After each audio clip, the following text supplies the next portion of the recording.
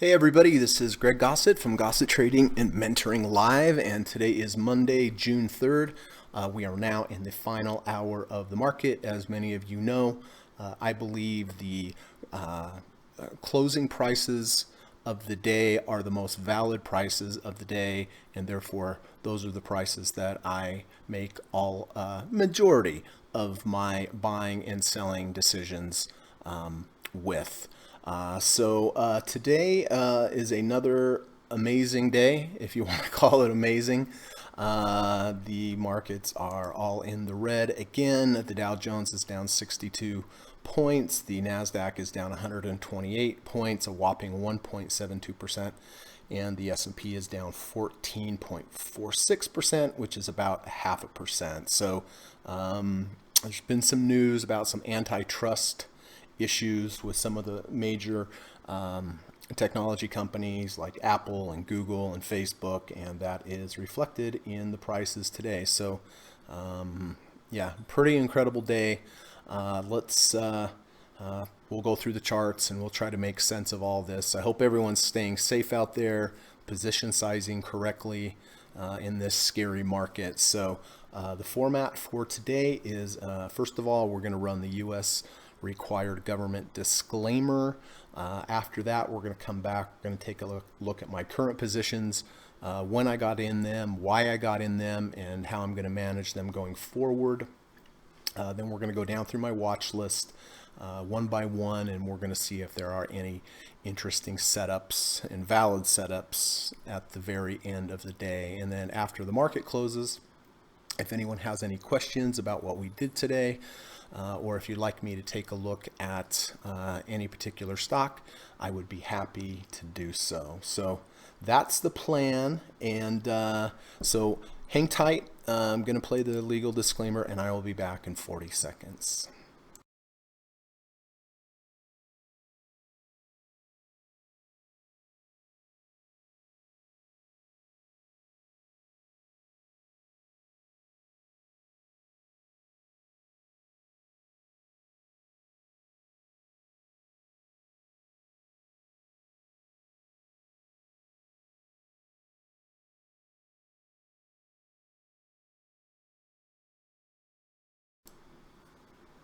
Huh. For some reason, not able to get that to play. So we'll have to play that at the end of the day. Okay, boy, what a day, what a day. So first of all, let's take a look at my current positions, and we'll see how we're going to manage those going forward. All right. Okay, so on the bright side, I did buy gold here on May 30th when we had the 520 EMA crossover. In addition to the crossover, we did also take out this fractal. A fractal is when you have a high point with two lower highs to the left, two lower highs to the right. MACD did turn positive at the same time, and it was on strong volume, and you can see this has been a really great trade, just up, up, up. Did hit my ultimate profit target based on yesterday's 6th ATR channel. At this point, moving forward, I'm going to keep this. It's above a 71. It's above a 70 RSI, so I will be keeping this. And then I'll have to phase out higher. A close back below 30 since I hit my profit target will be my exit point. So again, 520 EMA crossover, took out the fractal, had a higher low behind it. Positive MACD crossover in large volume, and so I've phased out from here all the way to here. Again, if it closes under 30, I will exit the position, lock in profits. If it moves higher, I will continue to phase out. Intel, I did buy Intel here on the 29th of May. We went from under 30 RSI over 30 RSI, and then it also closed back into the third channel. It's moved sidewards since then. I did take one profit here, took about a 10% profit target here. Today it is down. It's at a 30.32 at the moment. So if this closes under a 30 RSI, that will be my exit. And that will be my signal to take and lock in this small loss from here to here. So, we always want to try to minimize our losses, let our profits run. And, my plan was when I buy it here, if it closes under the 30 RSI, just get out and follow your plan. That's the key to profitable trading. Come up with a good plan. You have to have a good plan based upon good trading fundamentals. But, it's important when you get a signal that was part of your plan to just go ahead and follow it. So it's at a 30.32 RSI. If it closes under 30, I will be getting out. Excuse me. Okay, Lockheed Martin. I did buy this here on the 29th of May. Why did I buy it? Well, we made a high here. We came down. We made a higher high. We moved down. We moved sidewards. We dabbed down, tested the 20-day moving average, moved back up, closed above the previous low, which is a V1, which day 2 goes below day 1, closes back above, and you can see this has been a nice trade so far. And I did hit about a 22% profit target today near the high. So I will continue to keep this until it hits my ultimate profit target up here, or if it has a large reversal. It's getting to the point now where it's extended away from my entry point. So most likely at this point, a close below the previous day's low, or a close below probably the 5-day at this point will be my trailing stop. But I'm very grateful on a day like today that we're able to move up like this. So all right, so Qs. I did buy Qs here on Friday on the when we had the confluence of the 200-day moving average. We also had the third ATR channel, and we had a very low RSI. Generally, this is a good entry point. Today, of course, it did puke, but I did only buy a half position because of the weakness. I only buy a half a position when you're underneath the 200-day moving average, and this is another example of why that is a good idea. It's currently to 26.58. If it closes under 30, I will go ahead and just lock in this loss. Okay, the SPY. Let me show you real quick. So many of you know this, but in case there's some new viewers today, I always buy the SPY at the end of the day. I base it upon this study since 1993. If you would have bought the SPY on the open and sold it on the close each day, so if you would have bought it in the morning, sold it at the close, you'd have actually returned a negative 5.2%. This is back from 1993. But if you did the opposite and you bought on the close and then sold on the market each day, you would have actually returned a 568%, meaning that more than all performance came in after hours trading. So this is a long-term system. There are drawdowns, as you can see, but I like the statistics on this back test, and so this is something I will be doing every day for as long as I trade, buying on the close, selling first thing in the morning. So with that being said, I did buy Friday at 275.80, and then I actually did sell it for a small profit. I can't see where that is. But anyway, I did sell it for a small profit above where I bought it, and luckily I've missed out on this turmoil down here today. So I will be buying this again at the end of the day. All right, so just a real quick recap. Gold has moved up above my ultimate profit target. I will keep it as long as it holds the 70. Intel is at a 30.41. If it closes above a 30, I will be keeping that. Lockheed Martin did hit one profit target. I'm looking for my initial profit target of the 70 RSI. If it hits the 70 RSI and rejects it even intraday, I will go ahead and just lock in the profit. So I'll keep this. Really glad that's going up. The Qs, 26.32. I will be selling this under a close under the 30, so it looks likely that I will be selling that. and then the SPY, I will be buying this.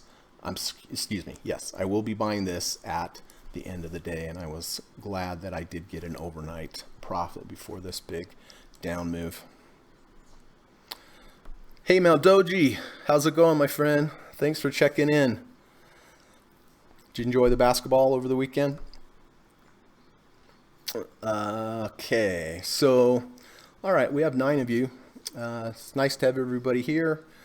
Okay, so listen, before we get to going through the watch list, I have some quotes here from some of the best traders in the world, and I think it's important to go over. But this is from Mark Douglas. And these are basically some wisdom quotes. But if you can learn to create a state of mind that is not affected by the market's behavior, the struggle will cease to exist.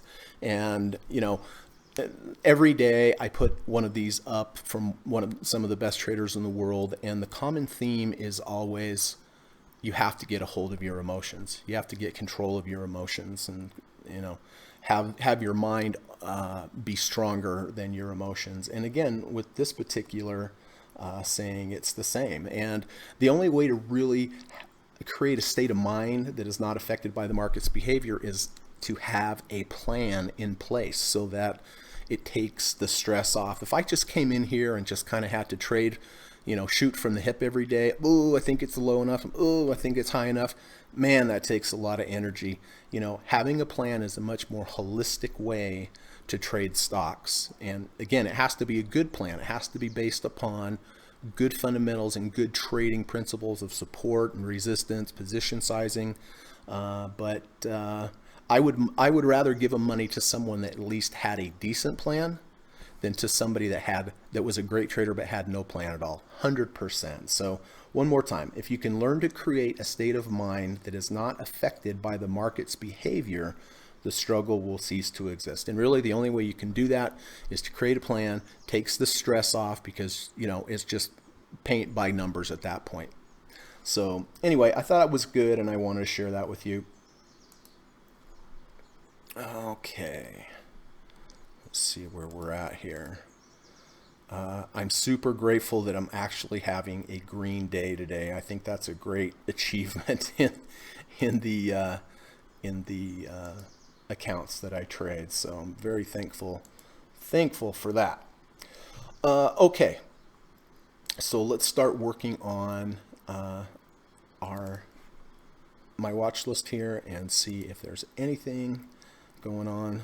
Oh, Mount Doji missed the game. I did watch soccer on Saturday and finish some reading by the pool. Oh, good. The books that we talked about, did you get those in? Okay, so let's go through, take a look.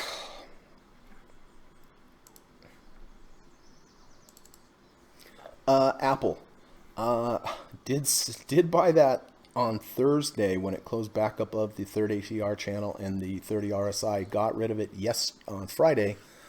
Because of it lost the 30 in losses, and I'm very grateful that I did. Look at this, 27.07. If this did close back above the 30, I would consider it.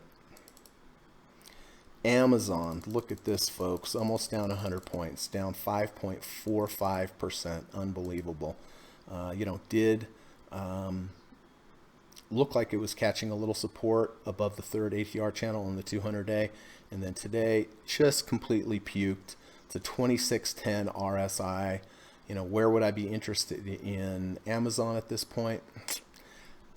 If it could close back above the 30, but right now, nothing interesting.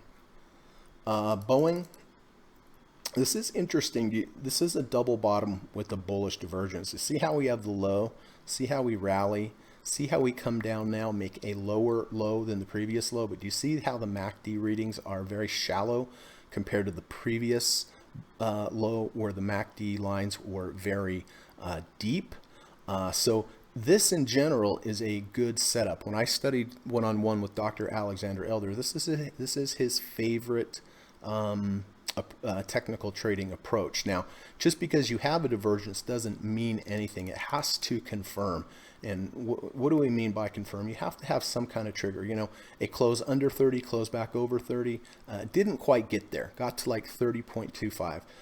Closing back above, see, this is the previous low. If we can close back up into this range, that means that we rejected this new range and closed back up into the old range. So I would consider for sure buying Boeing here at the end of the day if we're able to close back above this line because of the double bottom, because of the divergence. And of course it's under the 200-day, so I would be taking only half position. My initial target would be probably somewhere up in here, probably in the 50 RSI area. So we will mark that one. Excuse me. Alibaba is up a little today. One of the first times it's been up in a long time, but it's a 25.19 RSI. Just too low for me at the moment. I just got moving averages one-on-one in the mail today. I finished another book over the weekend. He was a CEO. Oh, good. Yeah, I'm excited for you to read Moving Averages 101. Okay. Caterpillar, it did go from under 30 to back over 30 RSI. That is a legitimate signal. I feel a lot better about if it could close back up into this previous range instead of hanging out into this old range. I mean, this new range. I'd like to see it close back up in here. We'll see what happens at the end of the day.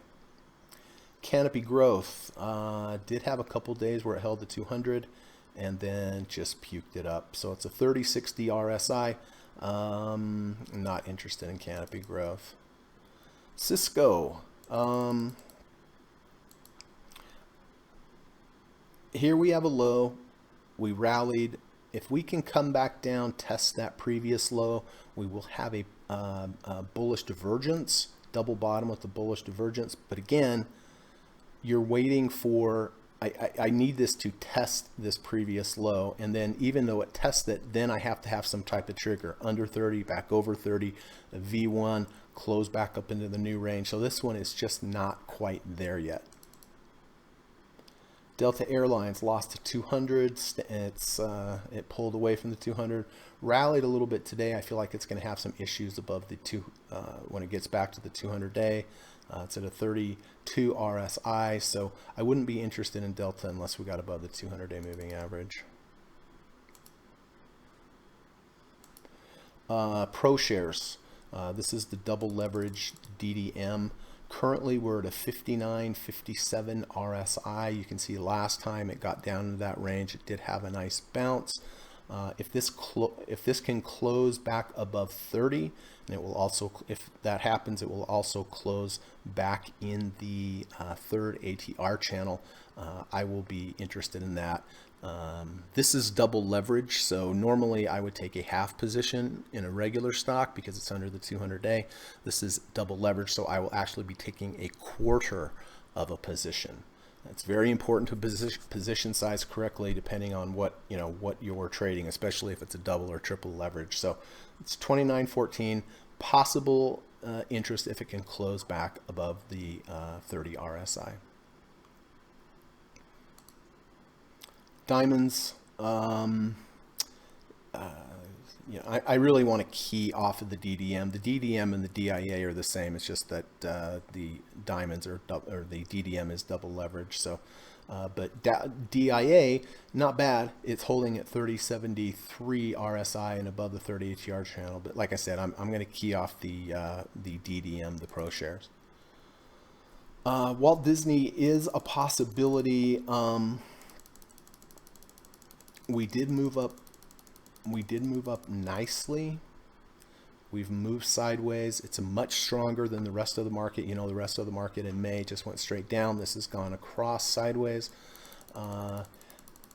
Friday, we did come down, wash out the previous day's bar. I would have bought this if it would have closed above the previous day's close, but it did not.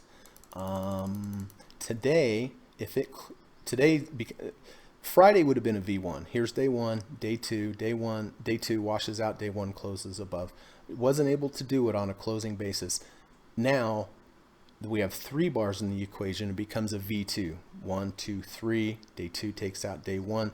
If day 3 can close above day 1's close, which is about 1320, I would buy that. We did reject the the 1 ATR channel. Whenever you get a rejection of the 1 ATR channel and a V1, V2 to the upside, that is a positive sign. We are above 50.96 RSI, so a close back above 132.20 would be interesting, and I would take a position. I'd actually would take a full position because it's over the 200-day. Etsy, not much going on there. Facebook, my gosh. So it's a 7.5% down day on Facebook today. You can see it did catch support of the 200. It is a 2781 RSI. In order for me to get interested in this, I would really like to see that we close below the 200-day and then close back above and close back above the 30 RSI. This might be the dip of the lifetime to buy, but I don't know. I need some confirmation from the market, which is the only thing that really matters. I'd like to see some confirmation that we close below the 200, back above the 200. So nothing on Facebook. 5 below. It closed below the 200, closed back above the 200. It might also be interesting, but nothing at the moment. Gold, boy, it might hit that third profit target up there. Unbelievable. What a trade that was, huh? What a trade. Tell you one thing I don't like though. Do you see how we made a high? Now we made a higher high. Do you see how the volume is lower even though we're going higher than the previous day? So this day goes up, this day goes up. Big volume on Friday, but today we have lower volume even though we've gone up higher. So that concerns me a little bit. I mean, I'm really not concerned at all because I've phased out of about 70% of this and it's been a great trade, but just something to point out.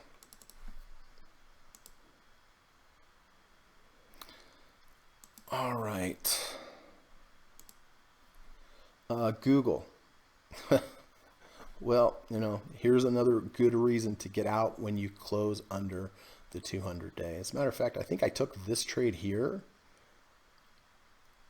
and got out here for a small loss. Imagine if I got stubborn and I had some idea in my head that, well, it's Google, it has to go up.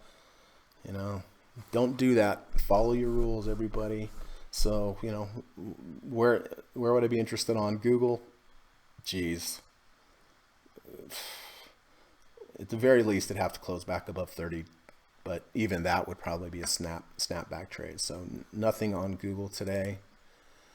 Goldman Sachs, nice little V1 here. See how day 1, day 2 washes out, day 1 reverses back over, but it is only a 2864 RSI. It's probably going to find some resistance at 30 above us and that third ATR channel. So nothing on Goldman Sachs. IBB, decent on IBB. Here's another example of a double bottom with a divergence. Here's your first low. You have a rally, you come back down, make a lower low. The MACD bars are more narrow than the previous low where they are more deep. We did close back up now into the previous range. It's okay, but what I don't like about it now, it's a 39.41 RSI. So most likely my initial profit target would be a 50 RSI, and we're almost halfway there. So it would give me maybe 10 points to the upside, 10 points to the downside if I use the 30 RSI as my stop. So I don't like the risk to reward ratio of this trade. So I'm going to let that one go. Intel, well, it did rally off the low. It's still 31.03 RSI. So as long as this stays above the 30 RSI, I will keep it. Interesting that the MACD is positive, right? It's because we started to move sideways. So I do have hope still for Intel, but if this closes under the 30 RSI, I will be out. The Russell 2000, this is a decent sign that we went under the third ATR channel back above. It's a 33.14 RSI. I really would like to see this close under 30 and back over 30, which it has not done, so I'm going to let that one go. Coca-Cola defensive stock is pretty strong today, but no particular signal on Coca-Cola. Lockheed Martin we have, again, we bought this here on this move up, down, sideways, stab down, reversal, V1 to the upside. We're probably out of about 30% of this position at this point, so hopefully this will keep working its way up. It's been a good trade so far. MasterCard, my gosh, look at that, 4% down. Huge volume so far in the day. Yeah, so nothing here. Where would I be interested on MasterCard? Probably down into this area, probably in a 30 RSI area down to here. That would probably be my first inclination. I'd be interested in this. Merck. This has moved up nicely, moved down, moved sideways. Did have a bit of a V2. Day 2 washes out day 1. Day 3 closes above day 1's close. I don't like that it was up much higher today and then came back down. That concerns me a little, but we can watch it at the end of the day and see where it closes. Microsoft, man, down 3%. You know, right down here is where I'd be interested in Microsoft. 30 RSI at the same time it's close to the 100-day moving average. It's a great confluence of signals, but you know, at this point you need to be a little patient. I would certainly buy it down here, but you know, the important thing is that you make your plan, you pick your spots, then wait for your spots to come and then you take them. But don't go, oh, but what about a rally tomorrow and I wouldn't be in it? Well, tough, right? Stick to your plan. Netflix is currently below the 200-day moving average. A lot of volume. You know, if tomorrow it moved back above the 200-day, you know, with strong volume, I might consider it, but nothing today. Nike did go under the 30 RSI, closed back over the 30 RSI, closed back into the channel. But you know, in the context of this chart, which concerns me, everybody, is let's take a look at the weekly.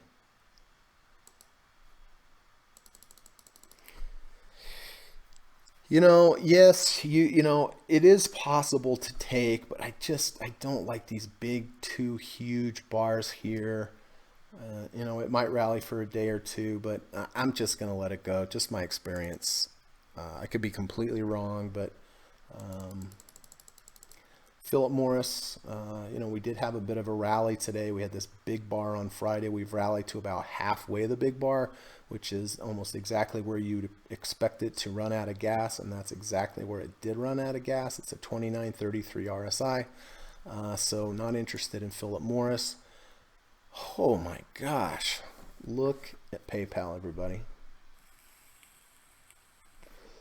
Unbelievable. Hey, just give me 1 second.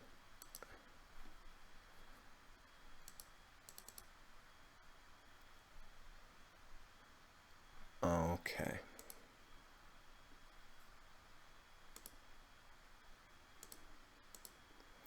All right, PayPal. Unbelievable distribution, unbelievable large bar down. You know, where would be a potential entry point on PayPal? Probably down here. You know, I think this would be a good place to take a stab at it. We'd have a low 30 RSI. At the same time, we'd be close to the 30 ATR channel, the 100-day moving average, right down here. But, you know, be patient, sit on your hands, and I would wait till down there for sure. QLD is a 26.17 RSI. This is the double leverage Qs. Certainly looks ugly. Close back above the 30 would be my first inclination of where to maybe step in and buy that, but nothing today. Look at the volume today. Unbelievable. Here are the regular Qs. Same thing, under 30 RSI. Lost the 200-day moving average. Again, first spot that I'd even consider buying the Qs would be a close back over the 30 RSI. This was such a strong move on such strong volume. This is very concerning to me. Silver had a nice day. We did buy silver over here, got out some here, got out the rest, actually closed out the rest of the position on Friday for overall profit on the trade. Today it's moved up nicely, which is nice. We were not in it, but we did have gold. I would take another position in silver if we could, the 5-day could cross over the 20-day. That was the same entry that we took for gold, was the 5 EMA crossing over the 20 EMA. So as of right now, it's not quite there yet. So nothing on silver. SPY, I believe the SPY got under 30 RSI at one point today, 29.90. Yes, it did. We will be buying this at the end of the day. I will be buying this at the end of the day based upon my overnight trade. But depending how it closes, let's look intraday here. Depending how it closes, I may take a double position. I may take an overnight trade and then a actual discretionary trade also if it can close. But right now it's not over. Square, man, a lot of double bottoms with the divergence, right? A lot of bullish divergences right now. Low, rally, lower low. MACD lines much shallower here than the previous low, but again, you need some kind of trigger to get you in. I mean, it is a double bottom with the divergence, but it has not confirmed yet. You need some kind of confirmation, some kind of signal for you to enter. You know, a formal confirmation would be a move back up into this old, the old range, and giving a false breakout to the downside and reversal back up. But a close under 30 back over 30 would be potential for Square. AT&T had been watching this. I like that we had support here, like that we had the 200, but I was trying to be patient and wanted to close under the 200 and back over. So it moved up today, which is good, but I wouldn't be buying it here. Bonds, unbelievable. Just moving on up. People are moving money from the stock market, out of the stock market into bonds for the safety of bonds. We are extremely overbought here. In order for the market to go up, we're really going to have to see some money coming out of bonds. But you know, this is just a parabolic move that is not stopping. So I certainly wouldn't short here. I certainly wouldn't buy here. So nothing on bonds, but let's keep an eye on bonds. Like to see bonds sell off, which would be an indication that possibly we're at a low in the stock market. You know, it's important not to just look at stocks, but also to look at things like gold, look at things like bonds, look at things like oil, and see how they're reacting as well. So just don't look at the stock market. You know, if I saw a big sell-off in the bonds right now, you know, that would make me use even a sharper eye to look for the stock market, because, you know, once this comes down, the market should start going up. So, you know, watch bonds, watch gold, watch gold,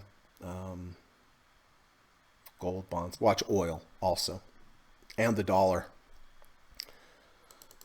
Tesla, 20 RSI, this poor stock. Oh man, I feel bad for people that are buying and holding this. You know, I did know someone that was buying this, and I told him, I said, you know, he goes, what do you think of Tesla? And it was about here, and I said, well, I like it as long as it's under the 200-day moving average. I like about everything when it's over the 200-day moving average, but when it drops below, that concerns me. And of course, he didn't get out. He's ridden it all the way down here because he hoped it would go up. Don't hope, folks. Don't hope. Just do what your indicators are telling you. Don't buy something and hope. Hope that things are going to go up when you're in a profitable position. That's fine. But be very scared and suspicious and non-hopeful when you have a loss. Just get out of it. UNG. Boy, that is the most monumental sell-off. Was under 30 at one point, back over 30. I'm going to hold out and see if we can get down here to this third ATR channel. Oil, is way under the 200, way under the 200, way under the 30 RSI. I did buy a position oil here a few days back when we closed back above the 100 and washed out these bars, and then immediately next day it reversed on me and I immediately got out. It wasn't fun. It was a half position luckily, but I did have to get out. But as you can see, it's good that I followed my rules, right? Just think if I was stubborn, I would have compounded even more. Visa, look at that, folks. I mean, that is just brutal. So nothing on Visa. VIX is moving up like you would expect it to. Verizon had a nice strong day back above the 200-day moving average.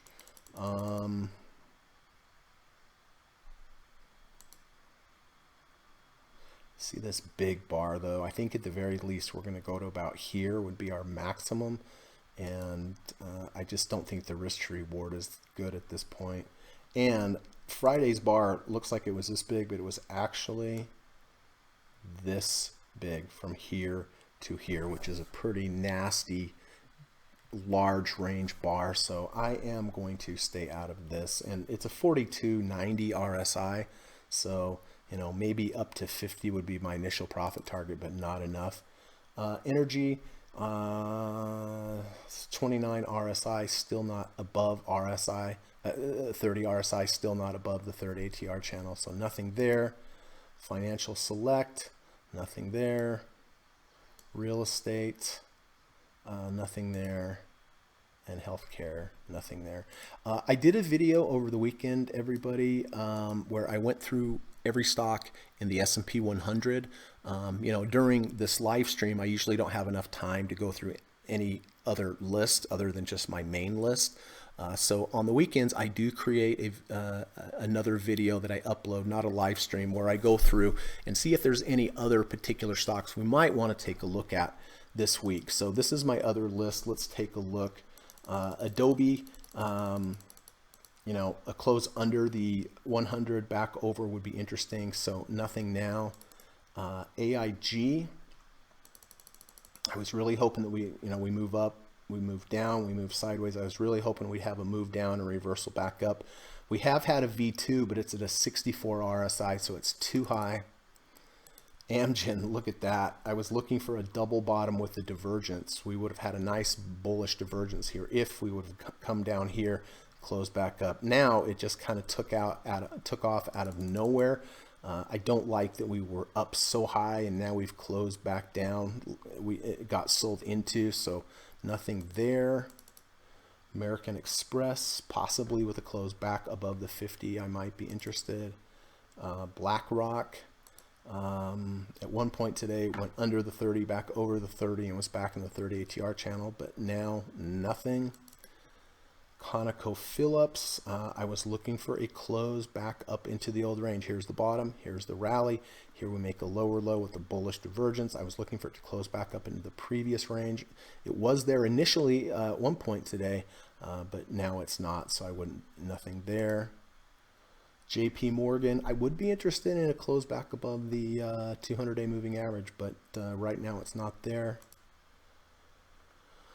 MetLife, you know, this is interesting. This is one heck of a V1. The problem is this bar here, it looks small, but it actually closed the day before here. So this particular bar is larger than 1 ATR, and that's a rule of mine. When it's larger than 1 ATR, I don't take any V1s, V2s up against the bar that was larger than 1 ATR. So this is decent. It did reject the -1 ATR channel and reversed, which is good, but I got to stick with my rules because this bar here, although it looks like, here's the distance of 1 ATR. This looks like it's smaller, but like I said, it closed here, so the distance is actually this big, which is larger than this.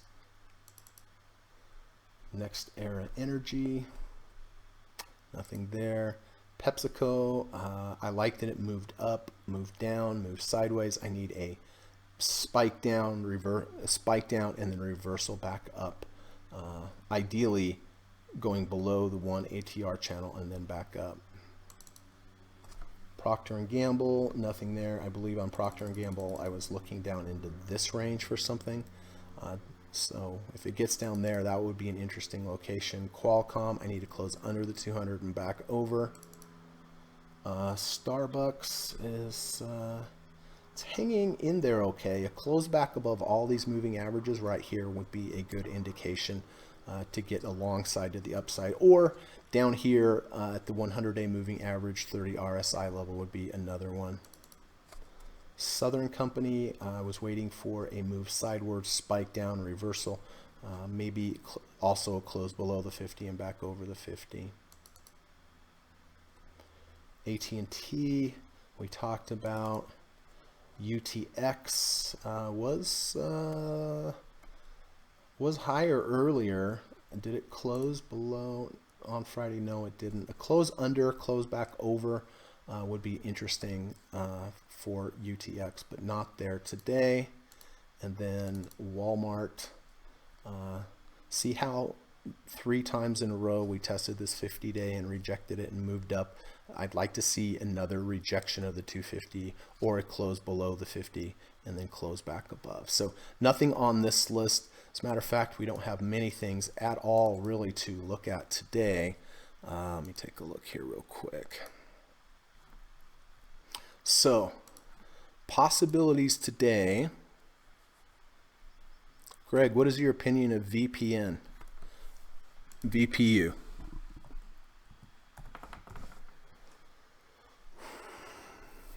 Well, it's good, Johnny, and nice to see you, by the way. It's good that we came down, we moved sideways. We did have a V1 on Friday where this bar went below the previous day's low and reversed back up.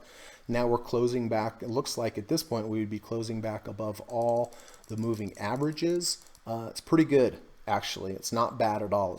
It did test the 50. It's closing back above, at least right now. We don't know where it's going to close, but right now it's above all the moving averages. We are above a 50 RSI. Yeah, it looks decent. You could do a lot worse than this, I'll tell you that. You know, the key would be, what would be, if you did enter this, what would be your stop? Probably a close below the 50. If it were me, I would use a close below the 50 to tell me that I was wrong. But, you know, there's a good, you know, so your risk is probably in this area, and, you know, there's a good chance you could go back up and test that previous high. So, yeah, I like it. I like it, Johnny, as long as it closes above all those moving averages. That makes sense?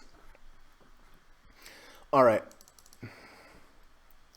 So Apple, it is a 27.53. I would be interested in buying Apple if it closes above 30, and only if it closes above 30. So nothing at this point. Boeing, again, here's this double bottom rally, made a lower low, does have a beautiful bullish divergence. If it closed back up into this previous range, basically above this bar, 336.70, I probably would take this position. Yeah, you know, as far as the upside goes, it certainly could go back and test the highs. There's no doubt.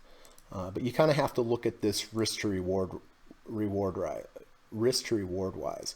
You know, maybe you have a 1% potential stop on this, but if you do go back up there, you've got 2.4. So, you know, you've got about probably a 2-to-1 risk to reward on that. And, you know, it is strong. It has rejected here. I mean, I'm not saying it's going to go up there.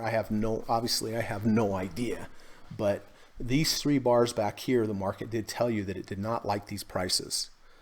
Doesn't mean there won't be, you know, people willing to sell there in the future, but we don't know the future. So all you can do is base this upon what's going on. And so, but the risk to reward profile, I believe, is okay.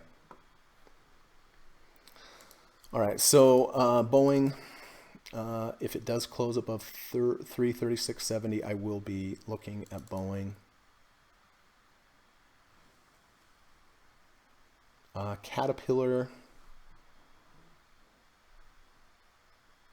it'd have to close under 30 and back over 30 at this point. I mean, it did on Friday, I mean, Friday was under. Today it went over. I don't like that it. I don't like that it rejected the 5 ATR channel. I don't like that it was up into the old range. Now it's back into the new range. So not really digging Caterpillar that much. DDM. I would buy this if it closed back above the 30. See how we're still within the third ATR channel? That is somewhat positive. But if we can go back over 30, if we can get a rally into the end of the day, we would be back over 30. So that would be positive. Walt Disney, we talked about. We had a failed V1 on Friday. Today, if we close back above Thursday's close there, I would be interested in that. Somewhat similar to VPN, Johnny, in a way, but not utilities. But it does have a lot higher. I think it has a better risk to reward ratio all in all. But we'll see. 132.20. And then Merck. This is more like VPN, but I think VPN's better because this, I think what stop would I use on Merck if I were to buy it here? Probably the 20 and the 50. So I actually think the risk to reward on VPN is just a little bit better. And then what was the other one we were looking at? SPY. Yeah. So this, at the moment, it did close under 30 and back. It was under 30 and back over 30. So that is positive. So in addition, if this closes here, if this closes above 30, I will be buying the overnight SPY position, and I will also be buying the this under 30 back over 30 dip.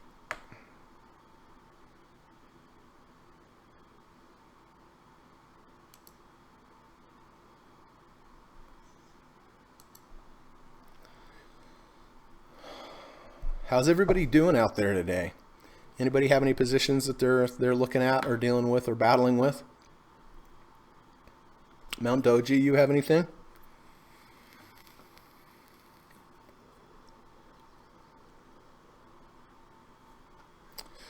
All right. So the Dow's down 78, the NASDAQ is down 142, and the SPY is down 17.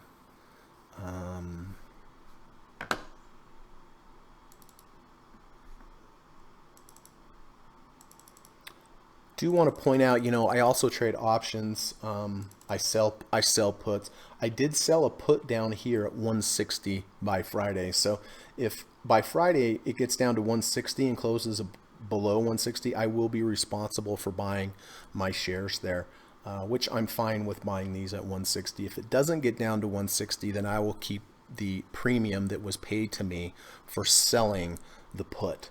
So I do like this trade. I do like selling puts to generate some additional income. It can be dangerous, folks, so keep that in mind. So I do a lot of work, and I look and see, if I do have to buy these by selling these puts, am I okay buying those there? And I am. Like on the weekly, you look at this would be, see this big strong bar we had back in February, the big strong bar and the big volume. Halfway of that bar should hold some support, and also we're getting close to the third ATR channel on the weekly. So that is why, and at the same time it dovetails pretty much with the sixth ATR channel. So that is why I sold the puts here for Friday. So as long as it closes above this here, I will get to keep the full premium. And then let's see, what else do we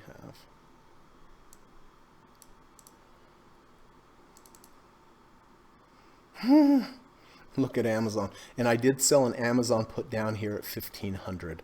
So I have 177 points protection to the downside for Friday. If it does come down here, I will be responsible for buying it. But if it does not come down there, I will be able to keep all the premium. And the reason I like this 1,500 level is on the weekly, you have the 100 week and the third ATR channel confluence right here. So You know, there's a very small chance it won't get there, so which means there's a very large chance that I'll get to keep all the premium. But when I sell puts, I really look and go, would I be happy to buy the stock here? And yes, I would. And the thing I like about selling puts is you get paid.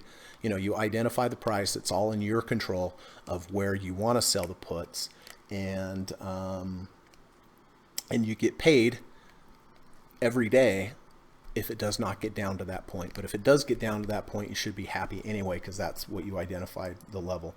So they're dangerous. It's not something really just for beginners, but I did just want to point that out. All right, let's see. Is there anything we need to do with our current positions? If gold closed under a 70 RSI, I would go ahead and just lock in that entire profit. We'll have to see what happens. Intel is above the 30 RSI, so that is positive. So as long as it closes above the 30, we will keep it. Lockheed Martin is doing very well. Thank you. Appreciate that, Lockheed Martin. My initial profit target is up. Right here, the blue line, that's the 70 RSI. If it does go above that, holds there, that's my secondary profit target. But if it tested this intraday and then closed back below, I would lock in the profits. Qs, definitely going to be getting out of those. And the SPY, it's a 30.68. Again, I will take my overnight position in SPY, just based upon buying at the close. And then I will take my regular, then I will take an additional snapback trade because it was under 30, closed back above 30, and closing back above the third ATR channel.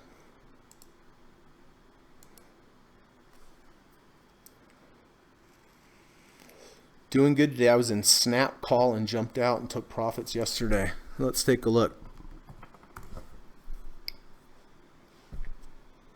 Oh, good. Oh, boy. Look at that. That's a V1 to the downside, Mount Doji. Do you see how we always talk about V1s, V2s going up, but this is the opposite. Here's day one, day two washes out day one's high and then closes below day one's close. So yeah, that's a reversal bar for sure, but I'm glad you got out.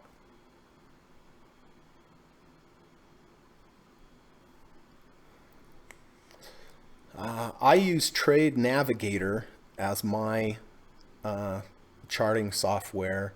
It's pretty good. It has some good tools, but you know, stockcharts.com I hear is a good one, Mount Doji, and I believe that's free. I think you can get live streaming for like $14.99, but I do know people that use stock charts as their charting, but then they just use their broker's quotes for the real time. All right, let's go through one more time here and see. Gold, we're good as long as it holds over the 50. Intel, as long as it holds over 30. LMT is looking fine. QQQs, we're going to have to get out of the Qs. And SPY, I will buy that. Apple, only if it closed back above 30. Caterpillar, no. DDM, possible. Disney, only if it confirms this V2 here. Merck, no. And that's about it. So I'm not sure we're going to be, I'm not 100% sure we're going to be getting into anything today, which is fine, really.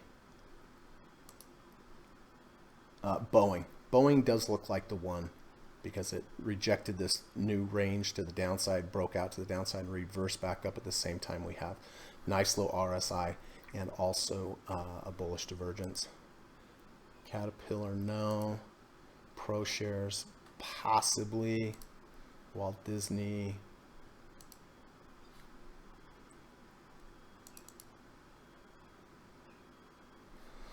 Let's look intraday here on the Qs. Some volume starting to come in. So we have about 5 minutes. I think I'm going to go ahead and start getting rid of some things. I'm going to get rid of my Qs. Thank goodness that was a half position. Order filled. All right, so Qs are gone there.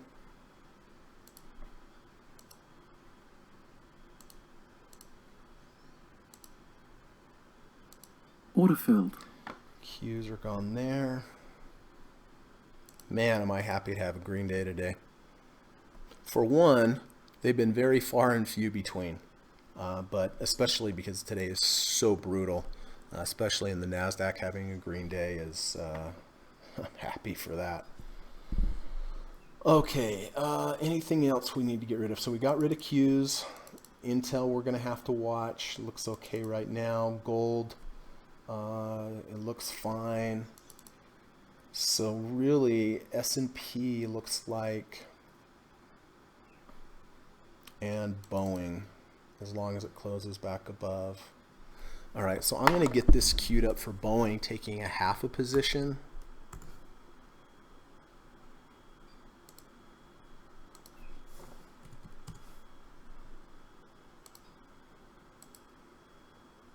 We have about 4 minutes left. Yeah, that's the tough part, you know, when you have when all of your charts are so close to your levels and you have 3-4 things to do. Sometimes you have to do it with a few minutes before the market closes and hope those levels hold. You really don't have a ton of control over it. Say, okay, I'm going to go ahead and get Boeing. This is a half position. Order filled.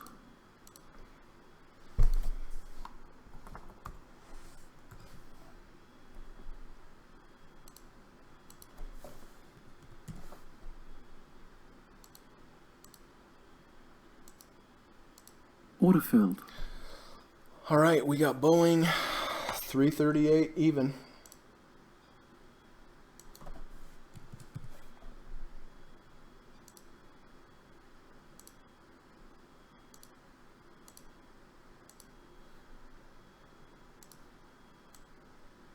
So technically it should hold above this line. We shall see.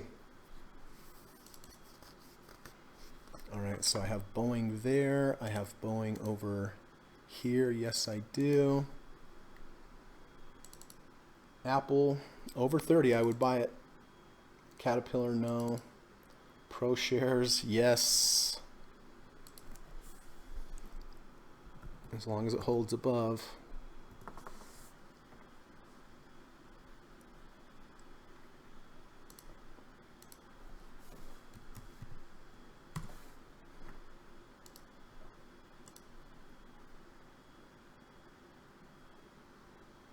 Oh, it's going to be close. Order partially filled. All right, I'm going to buy it. Order filled. And if it looks like it's going to close under, I'll just have to get out of it that way. I took a quarter position because it is under the 200 and it's double leverage. So instead of half, I would take a... Order partially filled. All right, Order DEM filled. is taken care of. We got at 42.48.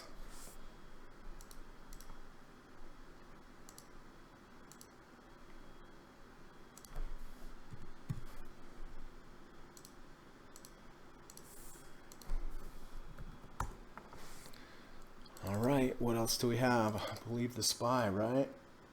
Boeing we have. Caterpillar, no. ProShares, yes. And Walt Disney. I do like Walt Disney here.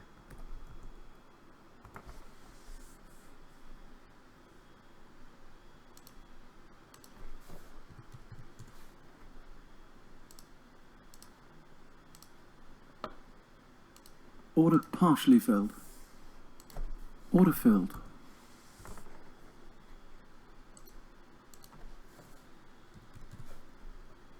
Buying Disney. Order partially filled. Disney. Order filled. Okay, and now for the SPY. Got 45 seconds. Let me take a quick look. Is it closing? Yes, it is. All right. Order partially filled. Order filled. And one more to go.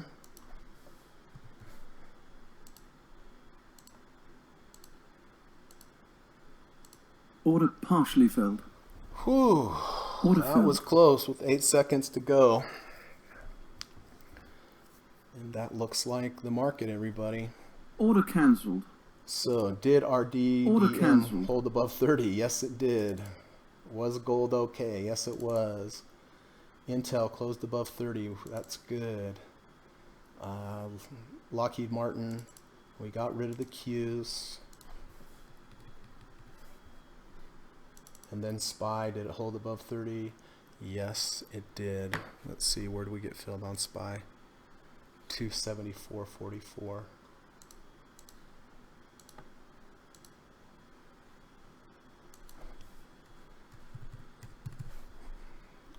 All right.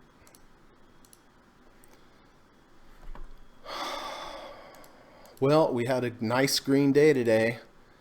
Boy, am I grateful for that. Listen, before we go and do questions and answers, I do want to tell you, like I do every day, that I do offer private one-on-one teaching, coaching, and mentoring lessons in the evening time via Skype. So, if you're having issues with trading, you feel like some, a one-on-one session would with me would help, let me know. And I believe it would. It generally starts out with just a phone call or a Skype call just to get to know each other a little bit better. I'd like you to tell me about your trading, what your experience has been, how you're trading currently, what kind of issues that you're having, and work up some kind of program through our Skype calls to hopefully get you onto the right track to becoming a long-term profitable trader. I've had really good success with my students. So if that's of interest, my email and my hourly rates are in the description of this video. And then also, if you like this video, if you learned something today, or if you like the channel, I would really appreciate it if you could hit that little thumbs up button, give me a like. That helps get my channel out to more people out on the interweb. So if you could hit that thumbs up, I'd like it. If you haven't subscribed yet, that'd be awesome. And then even if you shared it on social media, did a little plug, that would be great as well. So, okay, that's my plug. Enough of that. And so let's see if anybody has any questions. So Mount Doji, we looked at Snap. Really glad you got out of that. Does anyone? Okay, we talked about that. Stockcharts.com or Trade Navigator. I use Trade Navigator. Stockcharts.com is pretty good from what I've heard as well. Mount Doji says he's sitting it out today. Mount Doji says Twitter.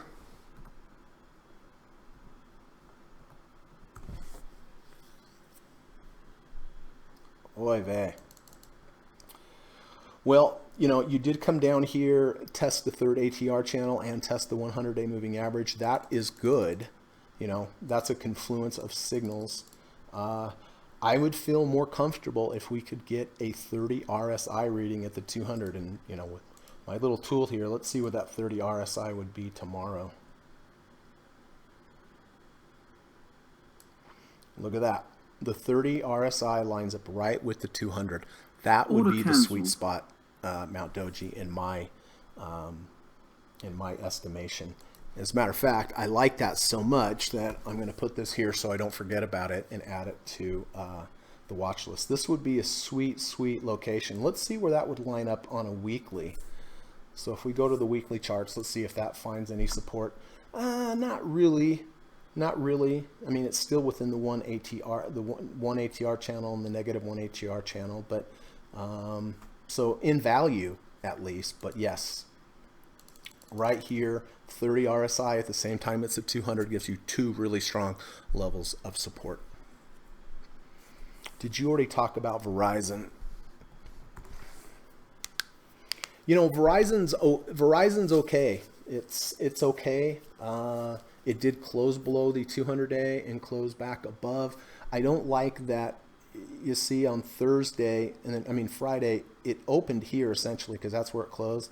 And such a big bar down. This looks like a small bar, or but it's not. It's actually this big from here to here because it closed there on Thursday, and then on Friday, essentially from here to here.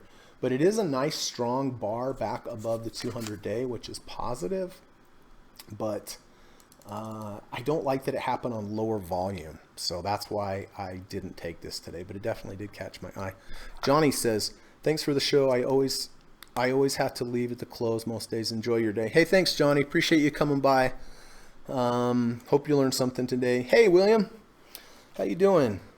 William says, "Greg, what is your preferred entry trigger for double bottoms? With BA, a close back in the old range was enough for you, or was it because it went below 30? Let's take a look. I don't think it went below 30 on the RSI. I think it was close, but let's take a look, see where it was back there. Yeah, it was 30.53. So, your question is, what are my entry points on this particular one? Mainly that it had a breakout to the downside and then closed back up into the old range. It tested this, the low here, went below it, reversed back up, has a kangaroo tail, right? Kangaroo tail, open here, went all the way back down here and even closed higher than the open. But, you're very astute, William. With the under 30, over 30 would have been better for sure. But I do like the kangaroo tail. I do like the double bottom with the bullish divergence. And for all practical purposes, it got pretty close to the 30, right? It got like 30.50. So all in all, I thought it was worth taking. My close would be a close below the halfway of this bar would probably be the best stop on this. But my entry points, when you have a double bottom with the bullish divergence would, more the better. But to list them out, a V1, V2, a close back into the previous range, a close under 30, close back above 30, a close under the third ATR channel, close back above 30, third ATR channel. So those are the entry points, but better if you have more than one. And in this particular case, we did test, not quite, but almost to the 30. So it was a decent, in the spirit of things. We did close back up into the old range. We did stay in the third ATR channel, and we got very close to a 30 RSI and with the double bottom, the divergences. So I hope that helps, William. Mount Doji, we'll need to look into stockcharts.com. This is what Steve Burns is using in his books. Yeah, I've talked to him many times about this, Mount Doji, and like I said, he uses stockcharts.com as his charting because it's free. But then he uses the quote screen from his the platform that he's trading on for his real-time quotes in order to make end-of-day decisions. William, could you look at CRC for double bottom? You bet.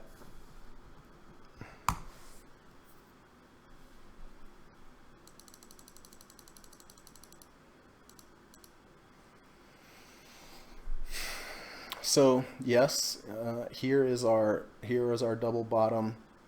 One thing I do want to point out, William, when you have double bottoms with divergences, the best ones come when they're within 30 days of each other. This is technically within 31 days of each other, but it's it's kind of right at the limit. This is almost exactly 30 days away from each other. If they happen, if the bottom's here and then it goes up for 5 days and then down for 5 days, that is a stronger double bottom with the divergence. The closer they are together, 30 is about the max you want. So this is a little drawn out. So anyway, with that being said, yes, it is a double bottom with the divergence. The best ones for me, William, are when the second bottom is close to the first bottom, pokes its head down, and immediately goes back up. The issue you have with this one is now from the low, you are 17 points back up to where the previous low was. So I don't really like this one as much because, Dr. Alexander Elder taught me when you get a low and a rally and a lower low, he doesn't like to take that trade if the low of the low of the first low is more than 3% away from where it is. And here, obviously, because by the time it gets up here to trigger, it's already moved so far that it's going to find some resistance there. So I like when it's a bottom, moves up, comes down, just pokes its head, and immediately reverses back up. But it's okay. I mean, technically it is a double bottom with the divergence. It's just that the second leg is so far down from here. If I were looking at this, I would, now here we kind of have this new range here. I would like to see it poke its head down below there and then back up. At the same time going under the 30, back over the 30, rejecting that previous low, closing back up and rejecting the third ATR channel. So I really wouldn't key off of this low. I would key off of this low now going forward. Does the close back into the old range needs to happen within the first day? The sooner it happens, the better, because like here you break out into the new range. And the longer it stays under this old range and the further it pulls away from the old range, the less that I like it. If right here it went down, just poked its head and immediately went back up, that's always better, because the longer it stays into a new range, the more likely that range is going to hold. Does that make sense, William?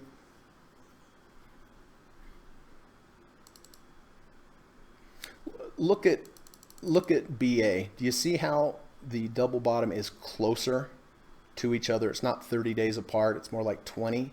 And do you see how we went down one day and immediately reversed back up?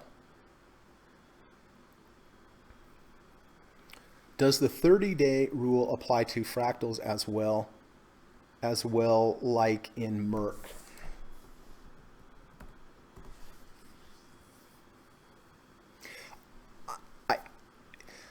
That's hard to say, and I'm not sure I know the answer to that. I know the 30-day rule was a test that was actually done on double bottoms. I don't know if it applies to fractals. I don't know if I would say it would apply to fractals. I think the longer you have sidewards movement on fractals, actually the better. The longer it moves sideways. Like, let's take a look at... what did we buy before? Yeah, we bought Verizon here. I like that we had a bunch of days moving sidewards.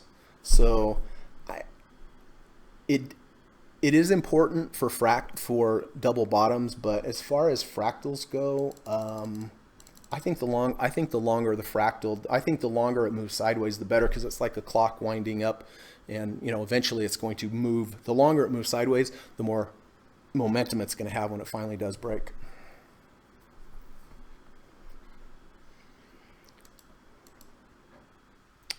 Let's see. Oh, we're having some nice moves after hours. Glad to say. Let's take a look. It looked like it was. Yeah, SPY is up 54 cents. Boy, what a day on the Qs. Unbelievable. Okay, so anyway, Mount Doji, let me know how that book goes. The Moving Averages 101 from Steve Burns, and if just to everyone out there, Moving Averages 101, Steve Burns. That's how I actually met Steve, as I bought his books a long time ago, and I actually contacted him and told him that I wanted to study under him. He said, no, I don't do private teaching, and I bribed him, and finally twisted his arm to get him to work with me one-on-one, and it really helps. So I can't recommend that book high enough. And so I think Mount Doji, you're going to enjoy that. But if you have any questions, let me know. And if anybody has any questions, just email me or tweet me, and I'll be happy to answer. So, all right, well, it looks like that's it for the day. I'm going to try to get this legal disclaimer to work on the way out. I hope I can. Hope I can get it. I'll get it by tomorrow for sure, but just in case I can't get it, remember, these are my trades. They're not for you. This is educational only.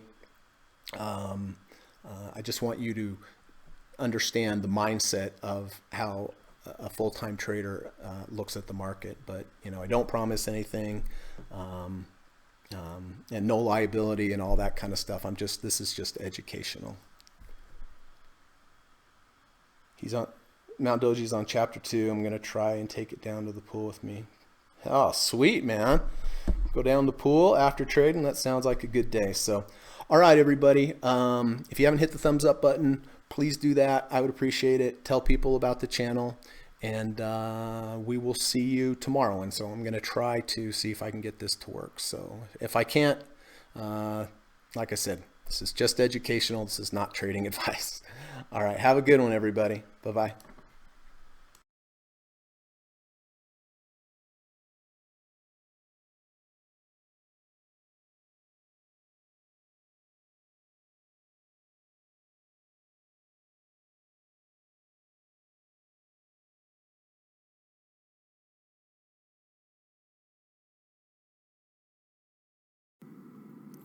U.S. government required disclaimer. Stock, options, futures, and forex trading is not appropriate for everyone. While there is a potential for large rewards, there is also a substantial risk of loss associated with trading. The material in this video or live broadcast is not geared towards any particular individual or to any particular financial situation, and is not intended to meet the particular investment objectives of any viewer. This video or live broadcast, like all instructional materials produced by Gossett Trading and Mentoring LLC, is created and published for informational and educational purposes only. Any and all information contained in, implied, or referenced by this video or live broadcast is not to be construed as investment advice, and no representation is made that any individual or entity involved in production of this video or live broadcast is an investment or financial advisor or is registered or authorized to give any financial advice. We are publishers and educators only.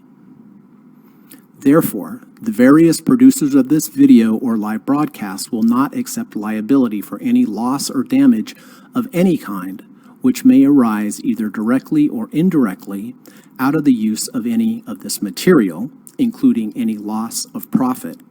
No representation is made that any account or investment will or is likely to achieve the profit or losses demonstrated. We recommend consultation with a licensed and qualified professional before making any investment decision. This video or live broadcast is not to be construed as an offer to buy or sell any security, financial instrument, or financial product of any kind. Notice is hereby given that any individual or entity involved in production of this video or live broadcast or their clients may have an interest in any security, financial instrument, or financial product mentioned or referenced. Any simulated or hypothetical performance result depicted does not represent actual trading and therefore may under or overcompensate for the impact of various market factors such as lack of liquidity. Thank you.